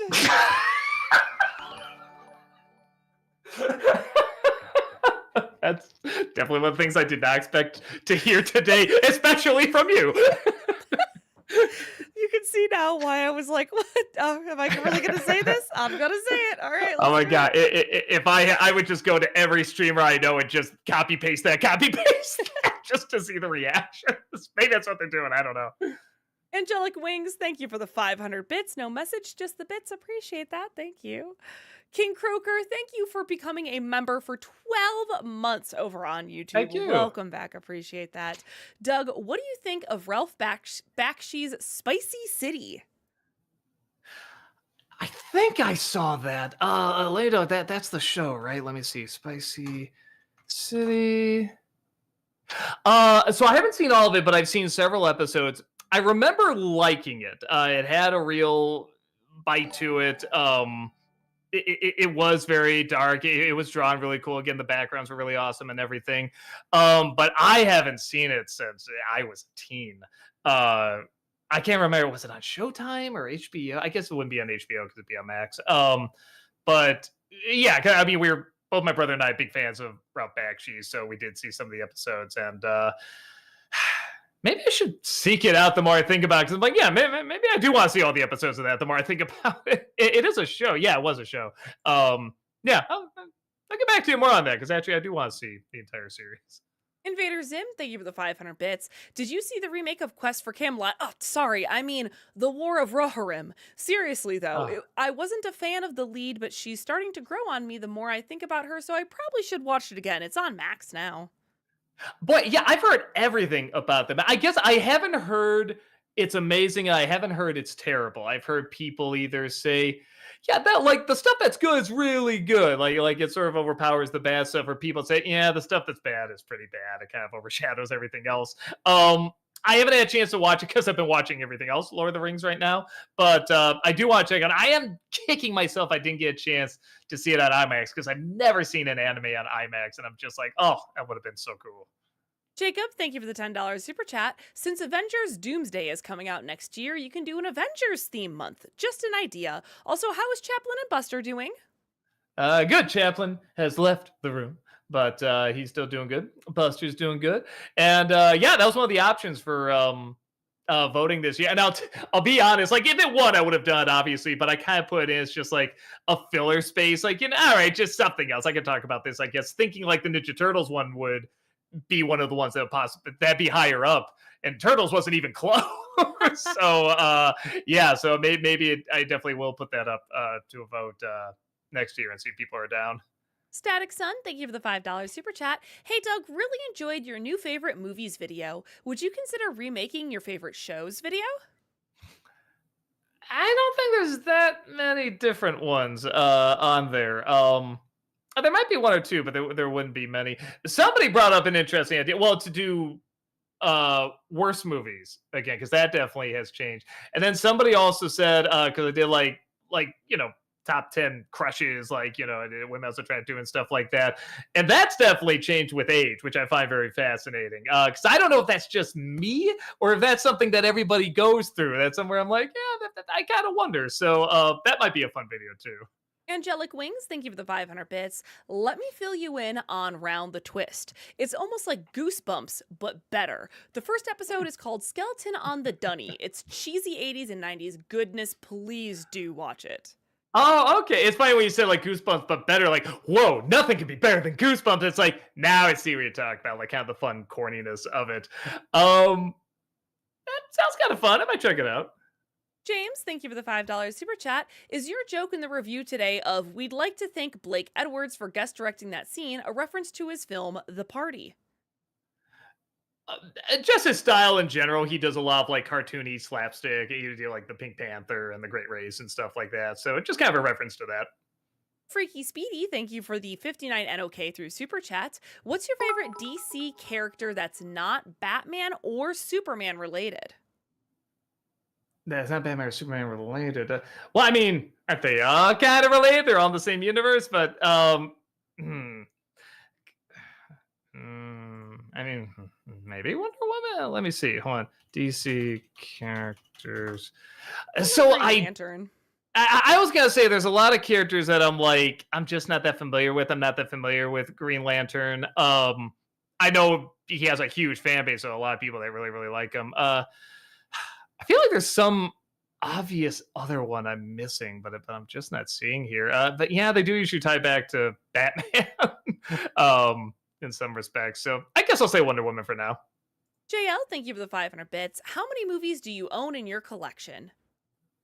Oh, I don't. I mean, we're talking about like physical copies. So it's funny. It used to be bigger. And then I would kind of, like anything, I look at the ones I'm not watching and sell them off. And now once I'm like, well, I like this, but I don't need like the best quality. Like I'll still keep some DVDs of movies. So I mean, maybe a year I'll ask for like a couple Blu-rays for Christmas, and then maybe buy a couple. So it's not like a ton that I collect, but again, they have to be movies I really, really love, and I know I'm gonna watch several times, or even just in the future. Like someday when I retire, I want to go through and be like, I haven't watched this in a while. Let me watch this kind of thing. So I guess that's a long way of saying I don't know, 200 maybe. Alexander, thank you for the 500 bits. What are your thoughts on the Richard Donner film Maverick? I liked it, but I didn't grow up with the show.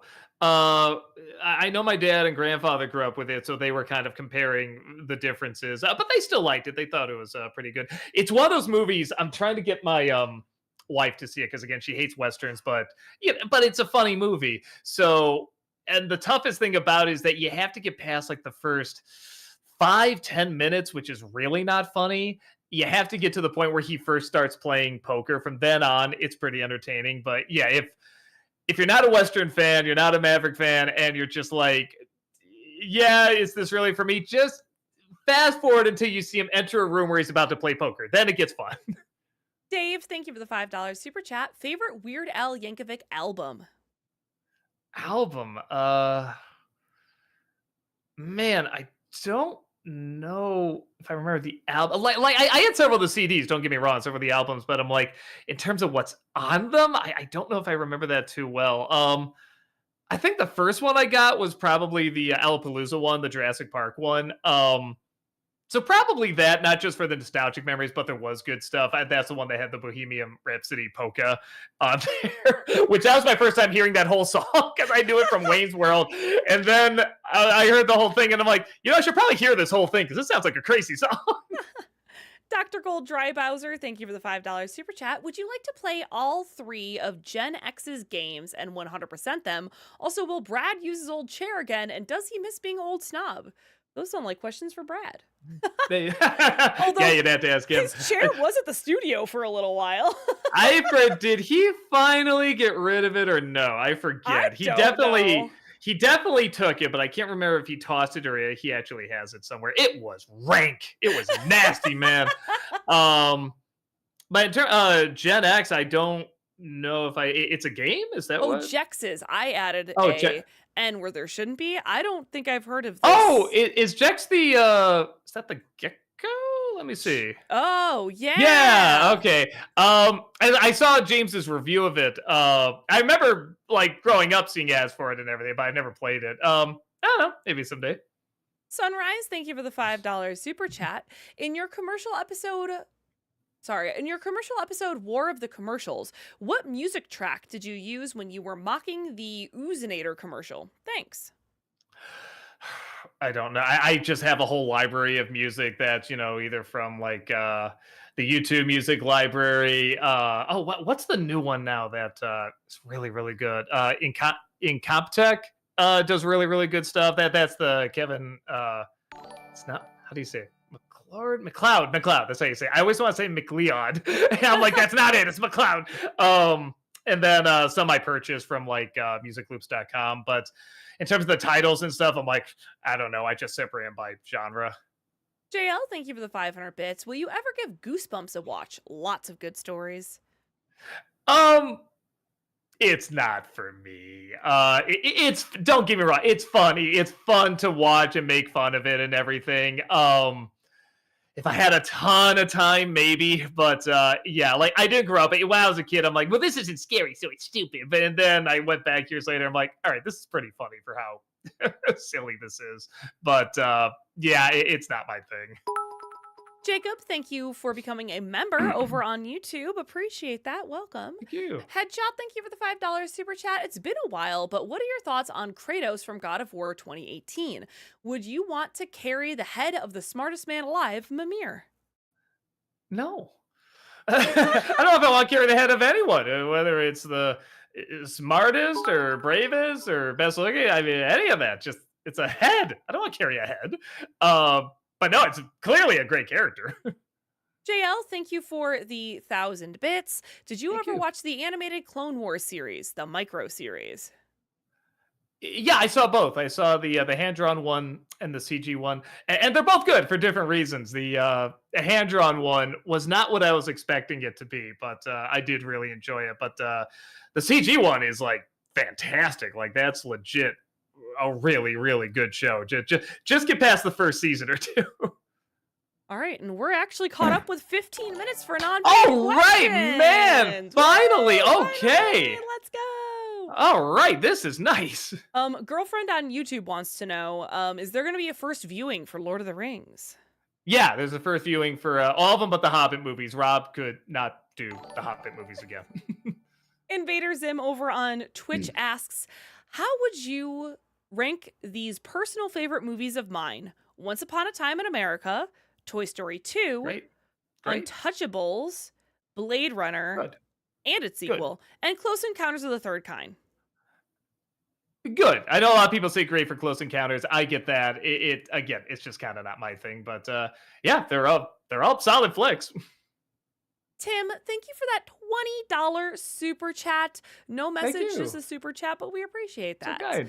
Maddie Schmosmo, thank you for the $5 super chat. Hey, Doug, did you ever watch the old Flash Online cartoon show, Homestar Runner? Just a little bit. I didn't watch it enough that if you were to tell me to like, you know, name what happens in 3 different videos. I can't do that, but of course I remember Trogdor, like I know that. But yeah, I remember liking them. Sean49 Doctor over on Twitch says, Doug, we all know how you feel about the Spawn movie, but what did you think of the 90s animated series, and would you consider reviewing it for Nostalgiaween? I saw it. It was on at a friend's house a long time ago. I remember it looked interesting, but I didn't get a chance to see the whole thing. So I should probably sit down and watch all of it. Aquatic Panther over on YouTube says, did you know that Ringo Starr, George Carlin, and Pierce Brosnan were all storytellers for Thomas and Friends at one point? People have brought that up, yeah. I guess a lot of people say the movie's not a good reflection of the show. The show is actually very mature and very smart. Um, I'll have to believe them because it looks insane to me. But one of these, again, it's just a time thing. I'm sure I would sit down, watch it, and agree with everybody, but I just don't have time with everything else I have to watch and do. So, yeah, sadly, don't get a chance. But maybe one of these days after I retire, I'll try to give it a shot. Sean, thank you for the $5 super chat. Thoughts on the Grumpy Old Men movies? That's another one I saw when I was a kid. I remember liking it fine when I was a kid. I don't remember too much. The stuff I remember most was the improv from was it Burgess Meredith, who's the father, and all the different things he would improvise in the bloopers at the end. I remember that being really, really funny. Master Mario over on Twitch asks, will you review My Girl? I've talked about it before. I don't know. It is an interesting movie. It's a good movie. I don't know if I have that much to say about. I know it sounds weird, but that is one of those movies where I feel like, I feel like a woman would probably do a better job reviewing that than I like bringing something unique to it, because I do feel like it's much more about like, a woman's childhood and the different connected. But I mean, still a very good movie. But I think that's very specifically like someone's gonna bring something new. I think the person could probably bring something more new to it if it's a female critic. Frankfurt the Orange over on YouTube asks or says, fun fact, the Disney animated show Kif made a parody on Lord of the Rings. Maybe check that out. Okay, I'll try to do it. I think I see it advertised sometimes on Disney Plus. Louis Sosa over on YouTube asks, have you ever seen the Disney ABC show Once Upon a Time? No, and I hear I'm really in for something if I ever do give it a shot. I hear it the way Rob's described it, it sounds like there's a lot of fun. The Peter Pan one especially sounds particularly bonkers and crazy. Like Peter Pan's a psycho in it, and he like kidnaps kids and everything. Like he sounds insane. But I hear it does jump the shark, even for as crazy a show as it is at some point, and it just doesn't become fun anymore. Well, again, probably in the same way that like a CW show or like Cobra Kai does. You could argue that makes it more fun, but yeah, I kind of believe Rob on that, and at some point maybe I'll give it a shot. But again, there's just so many episodes and so many seasons, I don't know where I'd find the time. Spooky Elephant over on Twitch asks, better zombie apocalypse protagonist TV version, Rick Grimes or Joel Miller? I don't know why. So Walking Dead versus Last of Us, essentially. Last of Us. I was trying to remember, like, why am I? See, it's funny. If you just said Joel, I'd be like, aha. But somehow you said Joel Miller. That threw me off, and I don't know why. I don't usually hear his last name. Man, that's right. Because one, without going into spoilers, gets a lot more screen time. And I don't. That's really tricky. Oh man, that's rough. Rick, I think because he does get more screen time, can go through a few more interesting changes and have some more surprises pop up with him. I mean, Last of Us only has like 2 games and 2, as of now, 2 seasons. So I guess I'll go with Rick Grimes, but it's pretty close. JL, thank you for the 500 bits. Do you prefer the truncated Star Wars fanfares for the movies or the Fox logos on them? Oh, you mean like so like in the new movies where they don't have the Fox logo, it just has the little Lucas art or something and that starts, or the big Fox introduction. Is that what they're talking about? I'm really not sure. Okay, I think that's what you're talking about. And I'm always the sucker for long movie logos introducing something. I think it gets you hyped. It's like, it's more a stamp of quality, like, yeah, Warner Brothers, yeah, Fox, yeah, it's like it gives it more of an identity, universal. I mean, I'm a sucker for those movie logos, so yeah, I like those. Mark Mail, thank you for the $10 super chat. Hi, Doug. Would you be open to having a documentary made about you? Also, I made a fun fan cut of To Boldly Flee. I was wondering if you've heard of it. Uh, I mean, people made fan cuts of a lot of stuff, and not fan cuts, if you will. And a lot of it's all fine. YouTube poops, all that stuff. So I don't know if I've heard of your. Maybe I've seen it. I don't know. In terms of a documentary, I don't know. It'd have to be somebody I really trust. Because I don't think I'm very interesting, honestly. I don't think there's a lot, and I kind of pride myself on that. Like all the interesting stuff I put online or like in drawings or something like that, I'm actually very, kind of boring and laid back and everything. So I don't think there's a ton to talk about.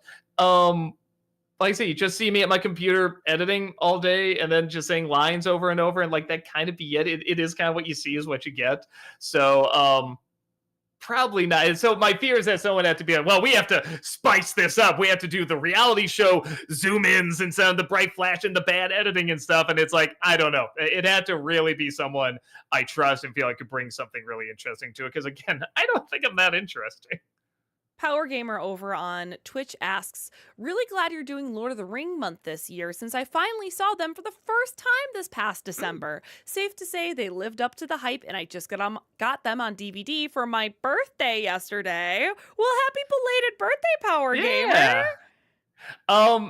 It's impressive how well they hold up. Like the problems that are still in them, it's like, yeah, sure, but any movie trilogy of the size is going to have problems, especially adapting something like that. But I was really shocked how much a lot of the effects hold up. Like, yeah, there's stuff that doesn't, and that's to be expected. But I mean, like watching Return of the King again, like when people would talk about how bad CG effects are now and stuff like that, I'm always like, well, I don't know, they look about the same as I think. But then, like watching these movies again, I'm like, okay, now I see what they're talking about because these still look really, really good. Voice actor Bobby G over on YouTube asks, have you ever considered to do a review on Freddy as FR07? It's a nonsensical animated film, but it's so bad it's good. I've heard of that. I have it on the Disney December list because I think it's technically a Miramax release. I've never seen it, but people have recommended it to me before. So yeah, I will get to that some point soon. Arias, thank you for that $5 super chat. I've been watching you since 2018 and loved you POV on reviews, even if I don't agree. May you stay blessed, Doug. Oh, it's so kind of you. Thank you. And yeah, always be free to disagree and bring your own point of view and stuff. 'Cause sometimes I always stand by you can learn a lot about another person through their different point of view. And sometimes it can change your thought. Or even if not, it's just cool seeing a different outlook on something, like a different angle maybe you didn't consider. So yeah, no, I think it's great when that happens. Aquatic Panther over on YouTube asks, will the Nostalgia Critic review Pink Flamingos? Probably not. Man, talk about what I probably couldn't get on YouTube just for the ending alone. Ramirez over on Twitch asks, Looney Tunes is having a new movie next weekend. Will you see it? Man, that is next weekend. Is that this coming weekend or the weekend after? It would be cool to see a Looney Tunes movie on the big screen. I don't know if I've ever, aside from Space Jam, those movies. I don't know if I've ever seen one on the big screen. I'll try to see it at some point. I don't know if it'll be whatever next weekend, but yeah, I will definitely see it at some point. JL, thank you for the 500 bits. In 2015, they redid the films and took away the logos and added new music to the opening. Oh, what is Star Wars? Star Wars. 2015. Huh. Like even the Fox logos and everything? Was that after Disney bought them? I really don't know. Interesting. I mean, I guess I can just look at Disney Plus and they'll probably have them there the more I think about it. I'll check that out, see what I think about it. I get the feeling I'm gonna like the Fox logos more, but we'll see. Aussie Manny over on Twitch says, "Hi, Doug and Heather. Hypothetical. Hey. You are organizing a no holds barred convention panel. Who are you inviting and what are they talking about without restraint?